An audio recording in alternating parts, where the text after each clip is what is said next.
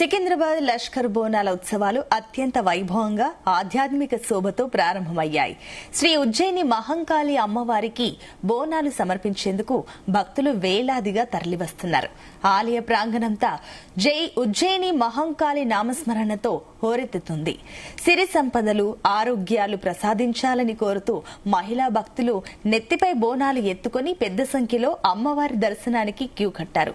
బోనాల జాతరలో పోతురాజుల విన్యాసాలు, శివసత్తుల సిగాలు, సంప్రదాయ డప్పులు, మూతలు, జానపద కళాకారుల ప్రదర్శనలు భక్తులను విశేషంగా ఆకట్టుకుంటున్నాయి. రోజంతా అమ్మవారికి ప్రత్యేక పూజలు, దర్శనాలతో పాటుగా ఆలయ పరిసరాల్లో వైభవంగా సాంస్కృతిక కార్యక్రమాలు జరగనున్నాయి. లష్కర్ బోనాల ఉత్సవాలపై మరింత సమాచారం మా ప్రతినిధి అనుష అందిస్తారు. ఈ రోజు మనం వచ్చేసాము మహంకాళి అమ్మవారి టెంపుల్ బోనాల మహోత్సవాలకి. అయితే మనతో పాటు ఉన్నారు మంత్రవాది వేణుమాధవ్ శర్మ గారు. వారితో ఒకసారి మాట్లాడదాం. నమస్తే అండి. నమస్తే అండి. ప్రతి సంవత్సరం కూడా బోనాల మహోత్సవాలు ఆషాఢ మాసంలో అంగరంగ వైభవంగా అయితే సికింద్రాబాద్ లో జరుగుతూ ఉంటాయి. మరి ఈ సంవత్సరం ఏర్పాట్లు ఎలా ఉన్నాయి, ఎలా జరుగుతున్నాయి? 시광원은양 위사쿠르가왕 가링가랑아리링 이스만대양 가가라 그토안가드란 루밀랑아라구사 대기절마가라디랑 수식강 만사디 가이라가 아디 위스타라와드랑 랄라지간 디강거라 예건 선진대의 가링 스마사라니 와시리 ఆలయంలో ఏర్పాట్ల విషయం వచ్చేసరికి దాని ఎగ్జిక్యూటివ్ ఆఫీసర్లు అడిగితే గాగుంటుందమ్మా. పూజకి సంబంధించిన విషయాలు, పూజా సమయ విశేషాలు ఎవరిని అడిగితే నేను చెప్తా. అంటే ఎవ్రీ ఇయర్ లాగానే పూజలు నిర్వహిస్తున్నారా? ఏమైనా డిఫరెన్స్ ఉందా? భక్తుల రద్దీ ఎలా కొనసాగుతుంది? ఎలాంటి ఏర్పాట్లు చేశారు భక్తుల కోసం?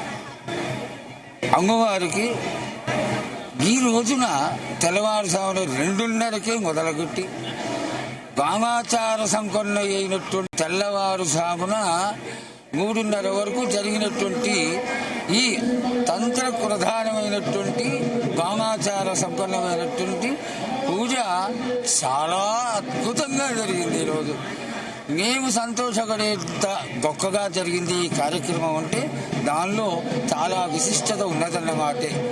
ఈ తంత్ర విధానమైనటువంటి పూజ అనాదిగా 250 సంవత్సరాలుగా సాగర విధానంగా వామాచారంగా ఒక 100 సంవత్సరాల క్రిందటి వరకు కూడా దున్నకోతులు, కోళ్లు, మేకలు బలించేటువంటి ఈ ఆలయంలో ఆర్య సమాజ వాళ్ళ చేత నిషేధింపబడి కనీసం ఈ ఆలయానికి సంబంధించినటువంటి చైర్మన్ గారు, సురుటి అక్కయ్య గారి మునిమనవాడు కాంగ్రెస్ గారు, అలాగే ఆ రోజు నుంచి వస్తున్నటువంటి పూర్తి కుటుంబాలన్నీ, ఈ డోరీకేరర్ల కుటుంబాలే కాకుండా భక్తుల కుటుంబాలు, మిలిటరీ కుటుంబాలు, ఆ రోజు నుంచి వస్తున్న వాళ్ళంతా కూడా ఆనందంగా మొట్టమొదటి రోజున అమ్మవారికి వారు ఎప్పుడూ ఇచ్చేటువంటి మొదటి బోనాన్ని ఈసారి మాత్రం చాలా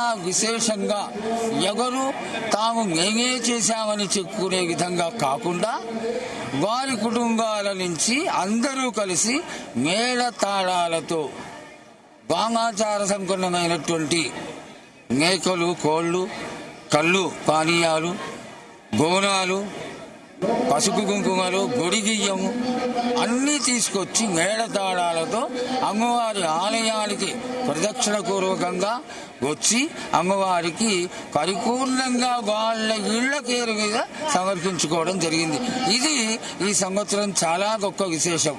ఇది ఇక మీదట ప్రతి సంవత్సరం కూడా సురుటి వారు ఆ ఇంచుమించుగా అన్ని కుటుంబాల వాళ్ళు, ఆ రోజు నుంచి వస్తున్న 7 తరాల వాళ్ళందరూ కూడా ఈ కార్యక్రమంలో పాల్గొని ప్రతి సంవత్సరం తాముగా గణపతి హోమ అనంతరం తప్పకుండా చేసేట్టుగా తీర్మానం చేసుకుని మొదలుపెట్టినటువంటి క్రియ. అయితే ఇది వరకు జరిగేది కానీ వాళ్ళ ఇళ్లలో వాళ్ళు వచ్చి పాపం అనవసరంగా ఏమీ ఆర్భాటం లేకుండా చేసుకునేవాళ్ళు. ఈసారి అమ్మవారు సంతోషించే విధంగా ఆర్భాటంగా చేయడం జరిగింది. ఓకే అండి, థ్యాంక్ యూ అండి. ప్రతి సంవత్సరం లాగే ఈ సంవత్సరం కూడా ప్రత్యేక పూజలు అనేవి అమ్మవారికి నిర్వహించామని అటు మంత్రవాది వేణుమాధవ్ శర్మ గారు చెప్తున్న పరిస్థితి.